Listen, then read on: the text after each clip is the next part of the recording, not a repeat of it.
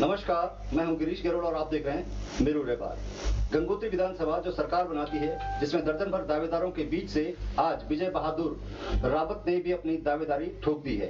उन्होंने बताया कि किस तरीके से विधायक बनने के सारे गुण उनमें मौजूद हैं। यदि पार्टी उनको टिकट देती है तो वो गंगोत्री के विजयपाल सजवाण को टक्कर देने में सक्षम है। आज हमारी जो बात हुई थी, मेरू व्यापार की उनसे जो बात हुई थी, उसमें उन्होंने क्या कहा और क्या क्या वो गुण उनमें हैं जो एक विधायक में होने चाहिए, और अब तक गंगोत्री ने क्या क्या देखा, विकास के क्या सपने कितने अधूरे हैं और कितने सपने अभी पूरे होने बाकी हैं, इसको लेकर के विजय बहादुर रावत क्या कहते हैं, एक बार नजर डाल लेते हैं। दावेदारी, सशक्त दावेदारी कर रहा हूं।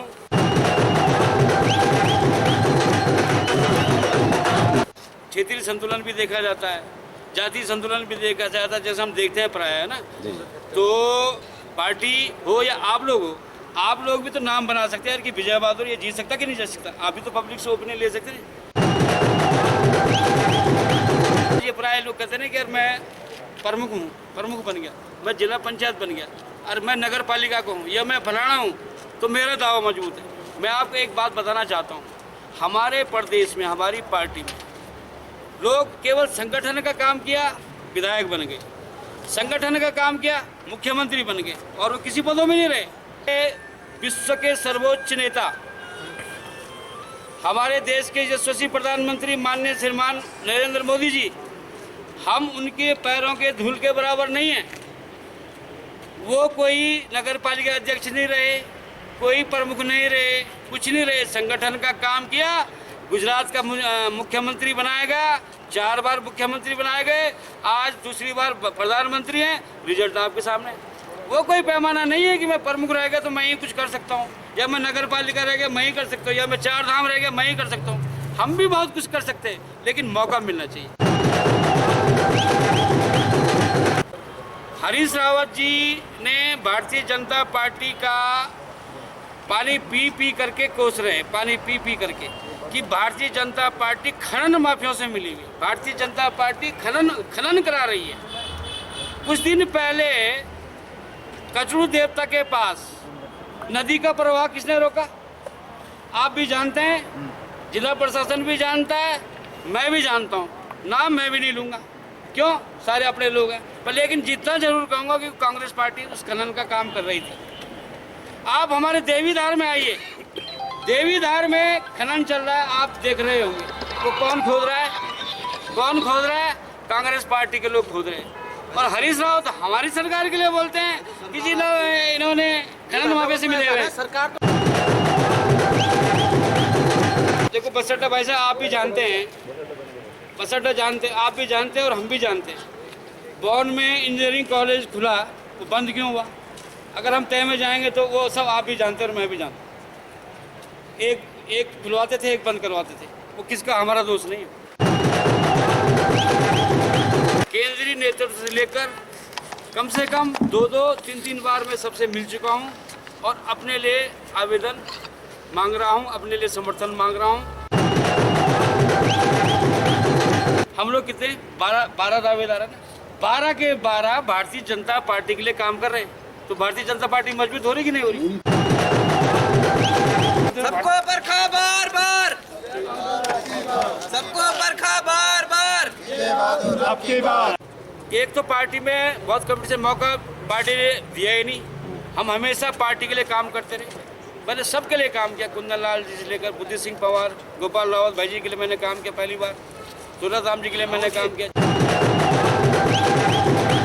आपके बड़े काम तो तुम्हारे लोग करेंगे, नदी का डायवर्ट तुम करोगे, खनन तुम करोगे, और छोटे छोटे खच्चर वाले उनको तो आप उनको करेंगे। तो ये दोहरे मानक नहीं चलेंगे। मेरा ये मानक है, हरीश रावत जी जो बोलते हैं, बोलने और करने में बहुत फर्क है। हमेशा छोटे आदमी को परेशान करते हैं। अरे बड़े बड़े लोग हैं, उन पे भी तो पकड़ो ना। खच्चर तुम्हारी जला दी, उनकी बजरी फेंक दी, उनके जो खच्चरों के रहने वाले थे उनको उड़ा दिया। ये दोहरे मानक क्यों भाई? बाजारों में तो पढ़ाई हो रही थी, लेकिन जो हमारे गांव के दूर दराज हैं वहाँ मोबाइल टावर की कनेक्टिविटी नहीं, तो बच्चे ऑनलाइन भी कैसे पढ़ते हैं? थोड़ा चेयर आगे ले लो, सभी लोग चेयर आगे ले लो। अनिल बलौनी जी, मैं उनके साथ में तब से रहा हूँ जब मैं युवा मोर्चा का जिला अध्यक्ष था और बरौनी जी हमारे युवा मोर्चा के प्रदेश उपाध्यक्ष थे, तब से मेरा उनके साथ मिलना जुलना रहा। तो चेयर आ गई, ले लो सभी लोग, चेयर आ गई, ले लो। आजकल मेडिकल कॉलेज की बात की, मेडिकल कॉलेज मेरा कोई अपना व्यक्तिगत घर का विषय नहीं है। मेडिकल कॉलेज के लिए मैंने मांग की है कि हमारे ज़िले में मेडिकल कॉलेज खोलना चाहिए। किसी जनप्रतिनिधि ने इस बात का समर्थन नहीं किया कि मेडिकल कॉलेज खोला जाना चाहिए। अभी आपने देखा हरक सिंह जी ने क्या किया और अपने लिए मेडिकल कॉलेज खुलवा दिया और सीधा 25 करोड़ रुपए मेडिकल कॉलेज के लिए सैंक्शन करा दी। बात मैं अभी साधारण आदमी हूँ, मेरी बातों में इतना लोगों ने लिया नहीं। चेयर आ गई, ले लो सभी लोग, चेयर आ गई, ले लो। ओबीसी सबसे पहले विधायक आप बने हमारे सजवाण जी, सबसे पहले विधायक होते, आपने उस समय ओबीसी क्यों नहीं दिया? डंपिंग जोन क्यों नहीं हुआ? डंपिंग जोन ऐसा है कि डंपिंग जोन नहीं हुआ, कुछ तो राजनीति आड़े आ जाती है। मैं भटवाड़ी के घाटों में चेयर आ गई, ले लो सभी लोग, चेयर आ गई, ले लो। भी जाता हूँ। भटवाड़ी में घाटों में जाने के रास्ते नहीं है, वहाँ भी ये इसके तहत ये घाट बन जाने चाहिए। इंद्रावती इतना बड़ा क्षेत्र है, पूरे एक बाड़ा गड्डी पट्टी है और ये जोशियाड़ इतना बड़ा क्षेत्र, यहाँ पर एक यहाँ पे नमामि घाट बनना चाहिए। सवाल किससे सवाल है आपका ये सवाल हमारा उससे है, जब नमामि गंगे की बैठक होती ना, उस बैठकों में कौन कौन लोग बुलाए जाते हैं, किस चीज़ को बुलाया जाता है, हमें तो जानकारी नहीं होती ना। विकास उसका तात्पर्य ये होता है भाई साहब कि चारों ओर विकास ही विकास, ठीक है। अगर आप चारों ओर विकास है तो आप हारे क्यों? अभी तो 2 बार हार गए ना। चेयर आ गई, ले लो सभी लोग, चेयर आ गई, ले लो। एक स्योणा गांव है गंगोरी के पार, वहाँ आज तक पुल नहीं बना। चलो हमारी भी सरकार की थोड़ा कमी हो सकती है, आधी आपकी भी रही ना दोस्त, हमें भी हो सकती है। भाई एक गांव का प्रधान होता भाई साहब, एक गांव के प्रधान पूरे गांव को संतुष्ट नहीं कर पाता। ये तो गंगोत्री विधानसभा है, सबको संतुष्ट कर पाना संभव नहीं होता। चेयर आ गई, ले लो सभी लोग, चेयर आ गई, ले लो। ये हमारा रवाड़ा का जो एक रवाड़ा डोडीताल जाते हैं, वहाँ पर के जो लोग हैं, वहाँ की सड़क, हम भी घूमते रहते हैं, वहाँ की सड़क धंस रही है। तिलोत पुल है, तिलोत पुल को बने हुए आज 8 साल हो गए ना। चलो हमने माना कि 4-5 साल बीजेपी के, 3 साल तो आपके पास भी थे ना, आपने 3 साल तक क्या किया उस तिलोत पुल का? अच्छा, पुल हवा में उड़ रहे, मेरी तो टीन की छत है, ये देख लो आप, मेरी वो टीन की छत भी उड़ी और वो पुल हवा में उड़ गया। चेयर आ गई, ले लो सभी लोग, चेयर आ गई, ले लो। कि 13 में मेरी भी आपदा आई थी, मेरे 20 कमरे का होटल बह गया था, तो मैं संपर्क में आया अंश फाउंडेशन की, माता मंगला जी की उसमें आया, भोले जी महाराज के संपर्क में मैं आया और उसमें मेरा बहुत नुकसान हुआ था। तो मैंने भी उस वक्त अपनी विधानसभा के लोगों को 50 लाख रुपए बंटवाया था। 50 लाख रुपए यदि ज़्यादा नहीं होता है तो कम भी नहीं है। वंदे मातरम, वंदे मातरम। 6 भाइयों को मैंने 30-30 हज़ार रुपये दिलवाया, 1,80,000 रुपये। तो मेरे बाप कहने का मतलब यह है कि मेरी सूची किसी को 11,000 रुपये, किसी को 10,000 रुपये, किसी को 13, मानकों के अनुसार, और किसको दिलाए? गरीब व्यक्ति को दिलाए, आपदा पीड़ित को, जरूरतमंद को दिलाए, असहाय लोगों को दिलाए। मैं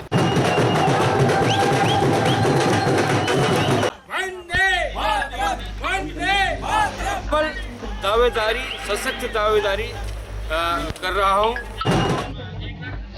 चलिए, हमारे साथ सीधे जुड़ गए हैं विजय बहादुर रावत। विजय बहादुर रावत जी, स्वागत है आपका मेरुड़ अखबार में। बहुत बहुत धन्यवाद आपका। नाम से ही क्लियर है कि आपके नाम में विजय जुड़ा हुआ है, आपकी टक्कर भी विजय से होने वाली है अगर आपको टिकट मिलता है, साथ ही बहादुर भी आपके नाम में जुड़ा हुआ है। तो ये सब चीजों को प्रूफ कैसे कर रहे हैं आप पार्टी के सामने, किस तरह से रख रहे हैं कि आप विजय को टक्कर दे सकते हैं, विजयी हो सकते हैं, आप बहादुर हैं? देखिए भाई साहब, ऐसा है कि पार्टी में अपना पक्ष हम अपनी सेवाओं के आधार पर रखते हैं कि हम पार्टी में 1988 से जुड़े और पार्टी के लिए विभिन्न पदों पर रह करके मैंने कार्य किया। इवन यहाँ तक कि मैं पश्चिम बंगाल भी चुनाव में गया था और मैंने वहां पर भी पार्टी के लिए कार्य किया। और निरंतर पार्टी जब विपक्ष में रही थी तो हमने राम मंदिर के आंदोलन से लेकर, राम मंदिर के लिए आंदोलन में हमने भाग दिया, दिल्ली रैली में हमने कई बार प्रतिभाग किया, लखनऊ रैली में हमने कई बार प्रतिभाग किया और संगठन की मजबूती के लिए हम लोग निरंतर कार्य करते रहा, मैं निरंतर कार्य करता रहा और इन्हीं गुणों के आधार पर पार्टी को मजबूती करने के लिए आज मैं अपने जिले के नेतृत्व से, प्रदेश के नेतृत्व से और केंद्रीय नेतृत्व से अपनी बातें रख रहा हूं, अपना बायोडाटा रख रहा हूं। यदि आपने हमें ये जानना चाहेंगे कि बारी बारी से कांग्रेस और बीजेपी की सरकार प्रदेश में रही है, 2 कार्यकाल आपने देखे हैं, 2 कांग्रेस ने भी देखे हैं, आपको वो कौन सी बातें पसंद आई जो आपके कार्यकाल में हुई? हालांकि विधायक कोई और रहे, हो सकता है बात आपकी सुनी गई हो, ना सुनी गई हो, क्योंकि आपकी बातों से हमें लगा था। वो कौन सी बातें थी जो आपको पसंद आई और वो कौन सी बातें थी जो आपको पसंद नहीं आई, जो विकास के आड़े आ रही थी या जो होना चाहिए था उसको प्राथमिकता में नहीं रखा गया? हमने जो यहाँ पर आपने अभी कहा, हम तो एक तो ये वही कहेंगे कि बहुत बेहद हताशा और निराशा की बात ये थी कि जब हमारा उत्तराखंड राज्य बनाया भारतीय जनता पार्टी ने, लेकिन सरकार किसकी बनी? कांग्रेस की। ये बहुत ही ऐसा प्रश्न था कि इतने लंबे संघर्षों के बाद पार्टी उत्तराखंड राज्य बीजेपी ने बनाया, हमारे यशस्वी स्वर्गीय भारत रत्न श्रीमान अटल बिहारी वाजपेयी जी ने हमें उत्तराखंड राज्य दिया, जिसका ये प्रतिफल हमें मिलना चाहिए कि भाजपा की सरकार बने। लेकिन हुआ क्या? राज्य दिया बीजेपी ने और सरकार बना ली कांग्रेस ने। राव जी, आपको गंगोत्री के परिप्रेक्ष्य में पूछ रहे थे, क्योंकि चर्चा गंगोत्री पर हो रही है जी। ये पूछ रहे थे कि गंगोत्री के कार्यकाल में आपके सरकार के दौरान जो अच्छे काम आपको लगे हों वो क्या थे, और जो काम होने चाहिए थे प्राथमिकता में नहीं रख पाए, किसी भी कारण से बीजेपी के विधायक नहीं रख पाए, वो कौन से काम, वो क्या काम है? मैं तो आपसे सिर्फ यही कहना चाहूंगा कि सबसे महत्वपूर्ण कार्य भारतीय जनता पार्टी के शासनकाल में, जैसे एक सड़कें बन रही है, सड़कें मैं तो यही मानता हूं कि लगभग कोई कुछ गांव, 1-2-4 गांव कुछ ऐसे छूटे होंगे जहां सड़क नहीं पहुंची, वहां सड़क पहुंच चुकी है।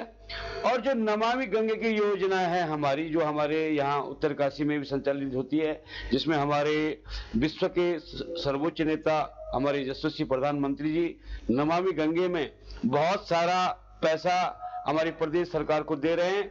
और वो पैसा गंगोत्री में, हम अपने गंगोत्री की बात करते हैं, अभी थोड़ा वो जैसे हमारे ये घाट बने थे, केदार घाट जी का घाट बना, मनकर्णी जी का घाट बना, जड़भरत का घाट बना, उसी तर्ज पर और घाट भी विकसित किए जाने चाहिए थे।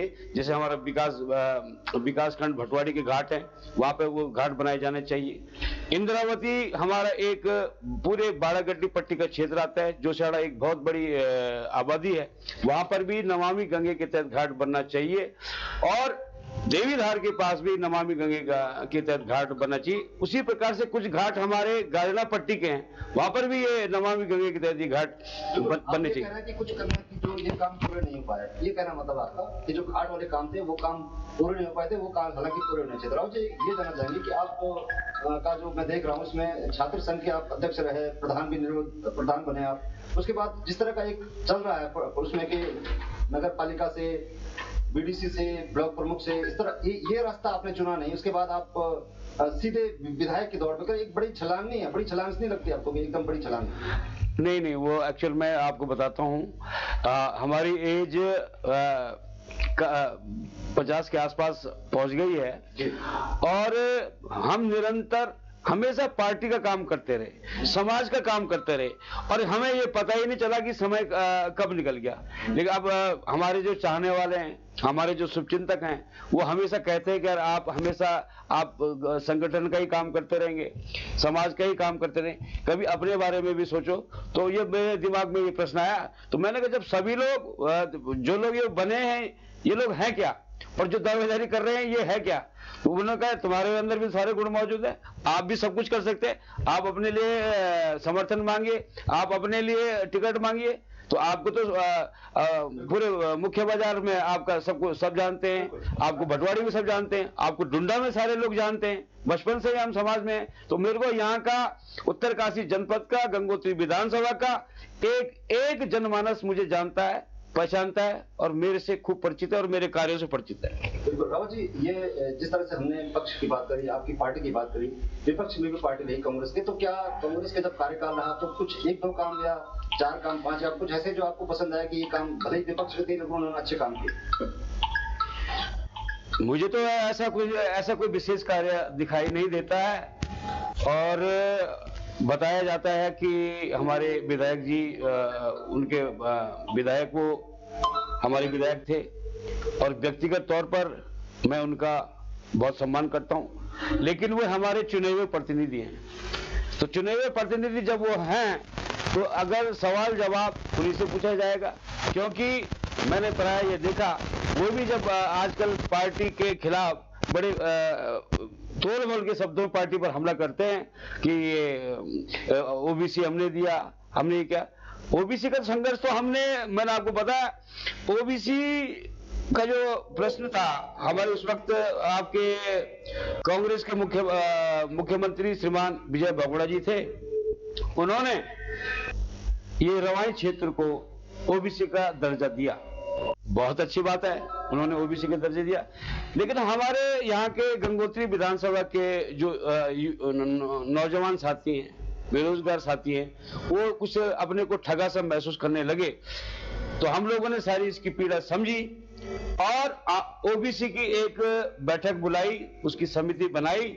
समिति में भी हमने देखा कि मैं उस समिति का सदस्य रहा और श्रीमान सुरतराम नौटाल जी उसका अध्यक्ष बनाया गया और हम लोगों ने उस आंदोलन को लगभग 5 और 6 महीने तक चलाया। उसमें हमारे बुद्धिजीवी एडवोकेट साहब भी थे, जनप्रतिनिधि थे, क्षेत्र की जनता थी, माताएं थी, बहनें थी और कलेक्ट्रेट में वो हमारा धरना चला।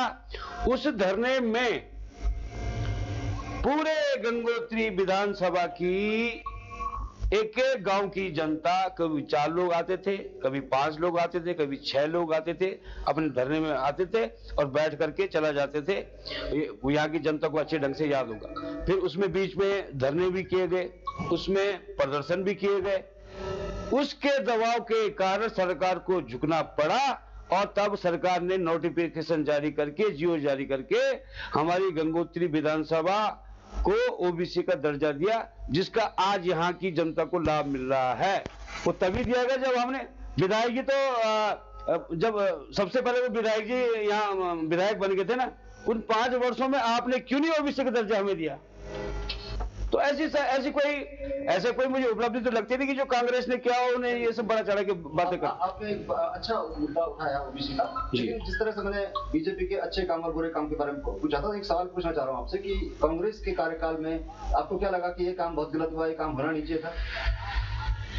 कांग्रेस के कार्यकाल में हमने देखा भाई भतीजावाद का ज्यादा प्रचलन चला। बताया ये जाता कि हमने इसको रोजगार दिया, उसको रोजगार दिया। आज के कुछ अपने ही चहेतों को रोजगार दिया गया। मैं तो ये नहीं मानता कि कोई आम जनता को रोजगार दिया गया, अपने ही चाहने वालों को, आपके ही जो कार्यकर्ता हो उनको ही रोजगार दिया गया।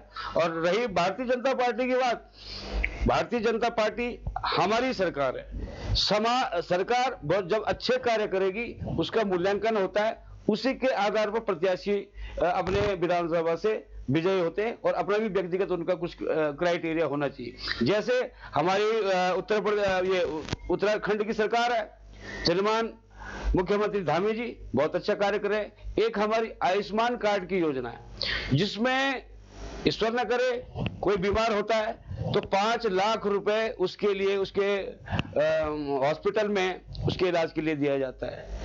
वात्सल्य योजना है, अभी आपने देखा कि कोरोना काल खंड में कुछ बच्चे ने अपनी जान गंवाई, बहुत जवान लड़के गए, तो सरकार ने हमारी उनके लिए जैसे 3,000 रुपए उनको पेंशन दी जा रही है, 50,000 उन्हें अलग से दिया जा रहा है। और कोई लड़की अगर कोरोना से कालखंड से उसकी बेचारे की जान चली गई तो उसको 21 साल होने पर उसमें सीधा 10 लाख रुपए दिया जाएगा। चलिए राहुल जी, ये प्रदेश स्तर की जो बातें हम गंगोत्री को फोकस कर रहे हैं इस पर, और जो आम लोगों के जहन में जो सवाल है वो ये है कि उत्तरकाशी में बस अड्डा नहीं है, 4 धाम यात्रा का 2 धाम गंगोत्री यमुनोत्री यहाँ पर है, पार्किंग नहीं है, नगर के मुंह पर कूड़ा है, ये सब बेसिक समस्याएं हैं। तो इसके लिए आप किसको दोषी मानते हैं? इसके लिए आपने बहुत सही प्रश्न किया। मैंने जिला अधिकारी महोदय को, अपने साथ कई लोगों को मैं उनसे मिला। हमेशा यहाँ पर जैसे यात्रा का आजकल ही ये जाम लग जाता है और यात्रा काल खंड में तो बहुत ज्यादा परेशानी। हमने उनको सुझाव दिया था कि जोशियाड़ा में इतनी बड़ी पार्किंग है, आप वहां पार्किंग बनाइए, जो जहां की पार्किंग है, और जोशियाड़ा में भागीरथ पैलेस के सामने जगह है वहां पार्किंग बनाइए। ज्ञानसू में बस अड्डे की जगह पड़ी, आप पार्किंग बनाइए। लेकिन जो लोग करना है तो इम्प्लीमेंट तो जिला प्रशासन को करना होता है, वो करेगी व्यवस्था। लेकिन ये पार्किंग का क्यों लफड़ा होता है, ये कौन आपस में कर रहा है, इसकी बातें तो मैं आपको नहीं बता सकता। ये तो आप लोग, जबकि हमने उनको विकल्प सुझाए हैं कि आप वहां पार्किंग करिए। अच्छा, ये राव जी ये जानना चाह रहे हैं कि जब भी जो भी दावेदार चुनाव मैदान में आते हैं वो तमाम तरह की घोषणाएं करते हैं, वादे करते हैं और चुनाव निपटते ही फिर पब्लिक ठगी से रह जाती है। इस वक्त तीसरा कोण बन रहा है गंगोत्री में। आम आदमी पार्टी तमाम तरह के दावे कर रही है, कई मुफ्त योजनाओं की बात कर रही है, लेकिन स्वास्थ्य, शिक्षा और रोजगार उनका मुख्य मुद्दा है, जिसको कहते हैं कि दिल्ली मॉडल पर लाएंगे। तो वो भी कह रहे हैं कि पब्लिक को आप किस तरह से यकीन दिला रहे हैं कि जो आम आदमी कह रही है वो उसमें दम कम है या ज्यादा है, आप में ज्यादा बेहतर जो आप करेंगे वो ज्यादा बेहतर करेंगे, मुद्दे तो वही है ना। देखिए भाई साहब, मेरा तो यही मानना है कि आम आदमी पार्टी, इसकी जो मुखिया हैं केजरीवाल जी, जिसने हमारे अन्ना हजारे जी थे, उन्होंने कितना बहुत अच्छा आंदोलन इस देश में चलाया था। उन्होंने लोकायुक्त की बात की थी और चुनाव में भी बहुत अच्छे सुझाव दिए थे कि जो प्रत्याशी आपको पसंद नहीं आएगा उसके खिलाफ बहुमत लाइए, और जनता अगर उसके खिलाफ बहुमत देगी तो उस प्रत्याशी को बदला जाएगा। तो अरविंद केजरीवाल जी ने अन्ना हजारे जी को ही धोखा दे दिया और दिल्ली की जनता आज ठगी से महसूस कर रही है, और आप उत्तराखंड में आ रहे हो और उत्तराखंड की जनता को बरगला रहे हो। और आप ये बताइए कि आपका इस उत्तराखंड के लिए क्या योगदान है। कोठियाल जी है, कोठियाल जी का मैं व्यक्तिगत तौर पर बहुत सम्मान करता हूं, और सम्मान इसलिए करता हूं कि वो यहाँ पर निम्न में रही और यहाँ पर उन्होंने हमारे नौजवानों को प्रशिक्षण दिया कि आप फौज में कैसे भर्ती हो सकते हैं। और मेरे ख्याल से 50-100 लोग उसमें भर्ती हुए होंगे, वो हमारे उसमें इतनी जानकारी नहीं है। लेकिन जब राजनीति की बात आएगी तो राजनीति में हम उनका बहुत तगड़ा विरोध करेंगे कि आपका अपना, हालांकि संवैधानिक बाध्यता है कि आप कोई भी व्यक्ति किसी भी क्षेत्र से पूरे उत्तराखंड में कहीं भी चुनाव लड़ सकते हैं, सांसद है वो कहीं भी चुनाव लड़ सकते हैं। लेकिन आपने गंगोत्री विधानसभा चुनी, वो आपके लिए यहाँ पर इतना आसान नहीं होगा। और आम आदमी पार्टी का कौन से आम आदमी, क्या इनका योगदान है? इन्होंने दिल्ली में सबको ठगा, दिल्ली में ही ये पता नहीं कैसी कैसी बातें करते हैं, वहां से कोई बात करते हैं। जी, ये आम आदमी पार्टी को आपने तमाम तरह के आरोप लगाए, लेकिन जब हम सर्वे कर रहे थे बाजार में, तो हम जब आपकी बात आई इसमें कि विजय बहादुर जी टिकट मांग रहे हैं, तो लोग ये भी कह रहे थे कि आपके घर में अलग पार्टी के लोग हैं। जब आपके घर में जो अलग पार्टी के लोग एक पार्टी में नहीं पा रहे, तो पूरे गंगोत्री विधानसभा आप ये कैसे करें? सत्य वचन बोला आपने। मैं आपको ये बताना चाहता हूं कि इस देश में, आप ही से पूछना चाहता हूं कि इस देश में 91 से पहले कौन सी पार्टी रही थी? इस देश में तो पूरे पहले कांग्रेस पार्टी का ही शासन रहा। भाजपा का उदय कब हुआ? भाजपा का उदय तो 91 में हुआ। उसके बाद भाजपा उदय, मेरे पिताजी कांग्रेस ही थे। मैं बिल्कुल 100% पहले कांग्रेस ही पूरे देश में थी। मैं जब जवान हुआ, मैंने अपना होश संभाला, मैं अपने आप को भारतीय जनता पार्टी में पाया, और मैं 1988 से भारतीय जनता पार्टी की सेवा कर रहा हूं। ठीक है, आपने अच्छा सवाल पूछा। लेकिन अब आप हमारे प्रदेश की बात आ जाइए। हमारे पूर्व मुख्यमंत्री भुवन चंद खंडूड़ी जी हैं। खंडूड़ी जी को पार्टी ने मुख्यमंत्री बनाया, केंद्रीय मंत्री बनाया, सब कुछ बनाया, लेकिन उनके लड़के आज कांग्रेस पार्टी के लिए काम कर रहे हैं पौड़ी में। ये सब जानते हैं, आपको मालूम। देश की राजनीति में आ जाइए। देश की राजनीति में सोनिया गांधी, राहुल गांधी का परिवार अलग है, और वो जो संजय गांधी और उनके जो दूसरे लड़के हैं वो कांग्रेस के लिए काम करते हैं। ये तो विचारधारा वाली बात है। अब ये थोड़ी नहीं कि मेरे पिताजी कांग्रेसी रहे तो मैं कांग्रेसी रहूंगा, ये तो व्यक्तिवाद हुआ ना।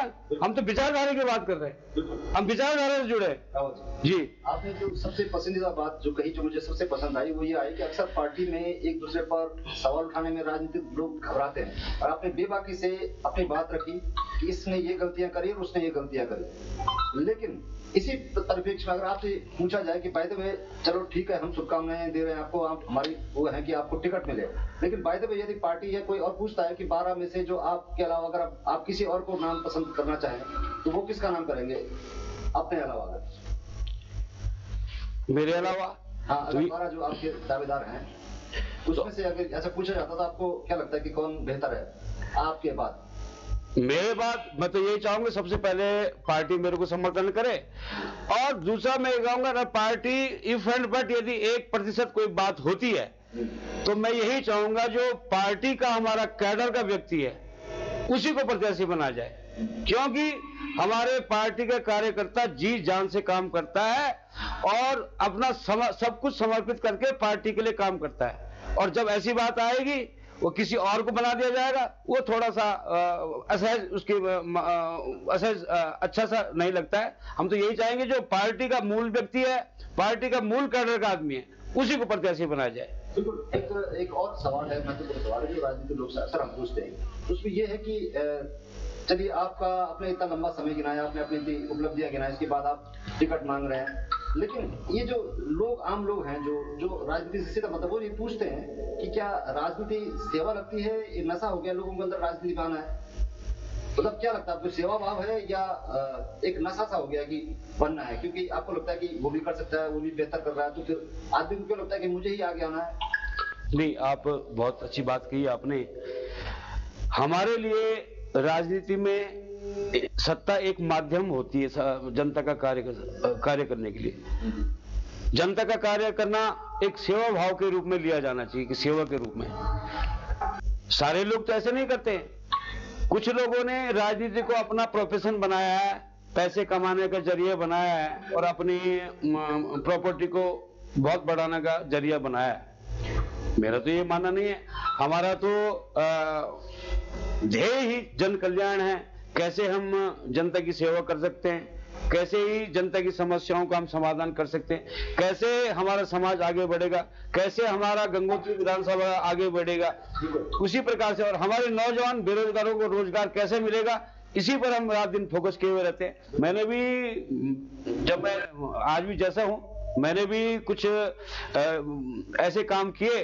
मैंने भी आपको बताया था कि हमारे गंगोत्री विधानसभा में मेरी भी स्वयं आपदा आई थी, उसमें मेरा भी 20 कमरों को होटल बह गया था। तो सरकार ने तो हमें थोड़ा बहुत मदद की थी, लेकिन फिर मुझे पता लगा कि हमारी एक हंस फाउंडेशन है, संस्था है, वो सभी लोग जरूरतमंदों की मदद करती। फिर उनके मैं संपर्क में आया, भोले महाराज जी से मैं मिला, मंगला माता जी से मिला, और हमारे उत्तराखंड के प्रभारी श्रीमान पदवेंद्र बिष्ट जी से मैं मिला। तो उनको मैंने बताया, तो उन्होंने मेरी भी थोड़ा बहुत हेल्प की। लेकिन हमारे जिले की बहुत गंभीर समस्या थी, तो मैंने उन लोगों के माध्यम से यहाँ पर लगभग 50 रुपए लोगों को 50 लाख रुपए बंटवाए। तो 50 लाख अगर ज्यादा नहीं तो कम भी नहीं है, वो भी किसी को, गरीब को, जरूरतमंदों को। बात हम दिखा चुके हैं, दर्शकों को दिखा चुके हैं बात। जी। सवाल ये हो रहा है कि आप तमाम पदों पर रहे हैं, छात्र राजनीति से लेकर ग्राम प्रधान, आप कई पदों पर रहे। आपको क्या लगता है कि वहाँ क्या कमी लग रहा था? आपको लगता है कि अब विकास में आड़े आ रहे हैं, आप विधायक बनकर ही वो सब कुछ कर पाएंगे? नहीं, विधायक से ही बन के, वैसे हम मैं जब प्रधान था तो आप कभी मौका लगेगा तो आप मेरे गांव में कभी पूछ सकते हैं। मेरा गांव डुंगाल गांव है और पट्टी हमारी धनारी है, विकास खंड डुंडा है। तो मैं 98 के आसपास गांव का प्रधान था और पूरे प्रधान संगठन के जिले का अध्यक्ष भी था। तो जबकि उस वक्त पैसा नहीं हुआ करता था, उतना कम पैसा था, तो हमारे विभिन्न सोर्सों से इधर भाग दौड़ी करके, ऐलाना करके, उस वक्त में मैंने अपने ग्राम पंचायत का बहुत अच्छा विकास किया। और जो कि आज भी हमें लोग याद करते हैं। तो विकास काम हम वैसे भी कर सकते हैं, करते रहे। बिना के बिना एक महत्वाकांक्षा वो होती है आदमी की राजनीति में कि यार कि चलो मेरे को हमारे जो शुभचिंतक हैं वो कहते हैं कि आप ऐसे ही काम करते हुए आप भी चुनाव लड़िए। तो मैंने देखा कि जब सारे लोग ये बोलते हैं कि मुझे टिकट दे दो, मुझे टिकट, तो मैं कहता हूँ मेरे में क्या कमी है और मैं कहाँ पीछे हूँ। तो ये एक वातावरण ये विवाकी से जो हमने आपके जवाब सुने थे वो दर्शकों को काफी पसंद आए। हमारे पास जो मैसेज आ रहे हैं ये जानना चाहते हैं, गंगोत्री में ये कहा जा रहा है कि गंगोत्री में जो खनन का भी आपने मुद्दा उठाया था, खनन पर ये लोग कहते हैं कि बीजेपी और कांग्रेस की पार्टनरशिप चल रही है, सही बात है क्या? नहीं, पार्टनरशिप किसकी चल रही? पार्टनरशिप जिसकी चल रही होगी वैरी हो। नहीं, ऐसा तो कुछ भी नहीं। हाँ, जो खनन का है हम तो जिला प्रशासन से, सरकार से यही मांग करते हैं, जो कि ये खनन का कार्य है ना, आज हमारी तमाम सरकारी योजनाएं चल रही है, तमाम लोगों के मकान बनते हैं, दुकानें बनती हैं, तो सबको बजरी पत्थर, सरकार को भी, सरकारी कामों को भी बजरी रेता पत्थर की आवश्यकता है। तो मैं तो सरकार से भी, अपनी सरकार से भी यही मांग करता हूं और जिले प्रशासन से भी यही चाहता हूं कि खनन की एक ठोस नीति बने कि भाई आप अपनी रॉयल्टी लीजिए, आप इतना सामान यहां से उठाए, आप रॉयल्टी लीजिए, जो पैसा सरकार में जमा होगा, और इस कार्य को फेयर करिए। हमेशा खनन का मुद्दा बड़े जोर शोर से उठाया जाता है। अभी जो ये नदी डायवर्जन का कार्य था तो ये बहुत जोर शोर से उठा, लेकिन गाज किसमें, छोटे छोटे जो हमारे बेचारे खच्चर वाले हैं उन पे गिरी, उनकी बजरियां फेंक दी गई, उनके खच्चरों को भगाया गया, वहां उनके तोड़ दिया गया। तो मेरे कहने का मतलब है कि खनन की एक स्पष्ट नीति बननी चाहिए, क्योंकि खनन तो होता रहेगा, मकानें दुकानें बनती रहेंगी, सरकारी योजनाएं चलती रहेंगी, इसके लिए एक स्पष्ट खनन नीति बननी चाहिए। कोई ऐसा दो तरफा ये नहीं होगा कि हमारे पूर्व मुख्यमंत्री श्री हरीश रावत जी सरकार को बोले कि भाजपा खनन विरोधी है और इधर कांग्रेस यहाँ अपना ही खनन कर रही है। राव जी, आपने तमाम तरह के सवाल उठाए, अपनी प्रायोरिटी बताई कि क्या क्या होना चाहिए, लेकिन जो बातें की जाती हैं, जो चर्चाओं में जो बिंदु आते हैं कि ये विकास वो विकास की बातें की जाती हैं, लेकिन जब चुनाव आते हैं तो ये सब धरे रह जाते हैं और फिर चुनाव कुछ अन्य मुद्दों पर ही लड़ा जाता है। तो वो जो कमियां आ जाती हैं वो क्या मानते हैं, कहाँ दोष हो जाता है? ये पब्लिक दोषी होती है या नेता दोषी होते हैं? नहीं, वो आपने सही कहा, कुछ इसका पब्लिक जनता जनार्दन की भी थोड़ा सा कमी होती है, और जो नेतागिरी करते हैं या नेता करते हैं वो भी थोड़ा सा अपना कार्य निकालने के लिए जनता जनार्दन को बरगलाते हैं कि मैं ऐसा कर दूंगा, मैंने ऐसा किया, मैं ऐसा करूंगा, और हमारी थोड़ा भोली भाली जनता भी उनके बहकावे में आती है, और फिर जब वो उनका काम निकल जाता है फिर बाद में जनता थोड़ा पछतावा होता है। तो मेरे कहने का मतलब कि जनता जनार्दन से भी मेरा ये निवेदन है कि मैं अपनी बात तो अपने लिए तो मैं समर्थन मांग रहा हूं, यदि मेरे में कोई भी आपको थोड़ा सा कमी महसूस हो तो आप बिल्कुल मुझे डिस्कनेक्ट कर सकते हैं, लेकिन आपके पास एक मौका 5 वर्ष में आता है कि आप किसको चुनेंगे, आपका प्रत्याशी कैसा होना चाहिए। वह प्रत्याशी ऐसा होना चाहिए जैसा सवाल वही आपके सवाल कर रहा हूं, मैं कह रहा हूं कि आप नहीं बिगड़ेंगे और की तरह, इसकी क्या गारंटी होगी? कैसे कहेंगे पब्लिक को कि मैं नहीं बिगड़ूंगा जैसे और बिगड़ गए? नहीं, आपने सही कहा, एक सत्ता कुर्सी जब व्यक्ति को मिलती ना, वो कुर्सी के नशे में, या कुर्सी का नशा बोल लो या उसका पद को समझ लो, थोड़ा सा उसके अंदर अहम पना आ जाता है, ये उसका दोष नहीं, कुर्सी का दोष होता है। और जहां तक आप मेरी बात कर रहे हैं, मैं जैसे आपको 30 साल पहले था वैसे मैं 15 साल बाद भी ऐसे ही हूं, और आज भी ऐसे ही हूं, और ईश्वर ने चाहा, गंगा माता ने चाहा, हम आगे भी ऐसे ही रहेंगे जैसे हम हैं। हमारे अंदर कोई ऐसी वाली बात नहीं आएगी। चलिए, अंतिम रूप से क्या कहेंगे पब्लिक को कि किन आधारों पर, क्योंकि अगर विकास एक सतत प्रक्रिया बताते हैं कि विकास तो होता ही रहता है, लेकिन आप उन बहारों से किस तरह से बेहतर होंगे? साथ ही जो आपका नाम में विजय जुड़ा हुआ है, और सामने जो कांग्रेस के जो बताए जाते हैं कि दिग्गज हैं वो विजय पाल हैं, पालों में से एक पाल है, तो आपको क्या लगता है कि टक्कर कैसे रहेगी, किस से आप 19-20 पड़ेंगे? 19-20 तो ये तो सबसे पहले पार्टी ने, संगठन ने तय करना है, पार्टी ने तय करना है कि वो मुझे प्रत्याशी बनाती है। नहीं, पार्टी ये देख के करेगी ना कि सामने कौन है, उसी आधार पे आपका चयन होगा। आपको चयन करता तो आप किस तरह से साबित कर सकते हैं कि नहीं, तो आज हमारे विधायक जी आज दिग्गज बने, जब वो चुनाव 2 बार जीते हैं ना, उसी के बाद तो पहले वो क्या थे? पहले वो क्या थे? हमारे पूर्व विधायक जी, स्वर्गीय विधायक जी बताते हैं कि पहले क्या था, आज मामला क्या है। तो वो जब 2 बार विधायक बने तो आज दिग्गज बने।